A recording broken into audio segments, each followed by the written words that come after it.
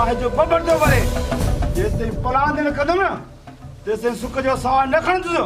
कादू इहो कामरेड जो मसात आहे, मसात जेको पंहिंजे मसात जे पलांदड़नि लाइ ॾींहुं राति हिकु कंदो थो अचे। कादू इहा ख़बर पई आहे त सिकंदर खान रस नवाब खान जे बंगले ते वियो आहे ऐं नवाब खान सां मुंहुं मार बि कई अथसि। नवाब खान खे चवंदा त असांजे मसात खे तो मारायो आहे, तूं असांजे मसात जो कातिल आहीं ऐं असां मसात जे कातिल खे बश्क न कंदासीं। अञा मां उहो पुट न आहे ॼणो जेको इन कादर बश खे मारे।